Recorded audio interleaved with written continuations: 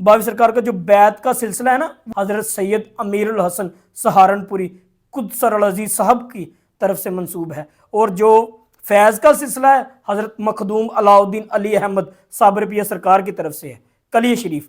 और मैं ये मेरी शेख की औलाद है, ये रोज़ आना इन्होंने कही। बिस्मिल्लाहिर्रहमानिर्रहीम। बावी हुजूर फरमाते हैं बाप का दोस्त और शेख की औलाद वाजिब व तज़ीम होती है।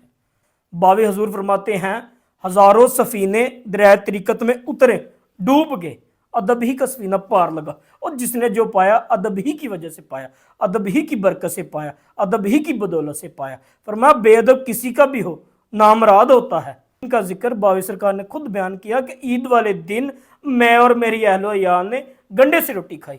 अदब पता है औलाद का अदब क्या होता है, अपने शेख करीम की औलाद का अदब क्या होता है। हजरत सैयद अमीरुल हसन सहारनपुरी कुदसर अजीज साहब की औलाद एक दफ़ा बावी सरकार के पास आई मिलने। सरकार ने एक खादम की ड्यूटी लगाई कि फरमाया कि इसे अपने साथ सरगोदे ले जाओ।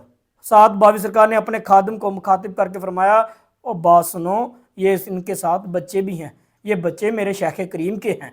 अगर ये बच्चे कुछ नुकसान कर दें, बच्चे होते हैं ना जो नुकसान कर देते हैं, अगर तेरा कोई तोड़पण कर देना, वो इनको कुछ ना कहना और तेन का नुकसान मैं भरूंगा। और बरकत अली से आके नुकसान लेना। वो अपने शेख की औलाद से मोहब्बत ये है, पर मैं बाप का दोस्त और शेख की औलाद वाजिबुल अदब व तज़ीम होती है। वो साहिब फरमाते हैं वो माशाल्लाह बच्चे भी इतने प्यारे थे कि उन्होंने घर की एक चीज़ भी ना छोड़ी, और जो भी उनके हाथ आया उन्होंने तोड़ दिया, और जितना हो सका हमने बचा लिया।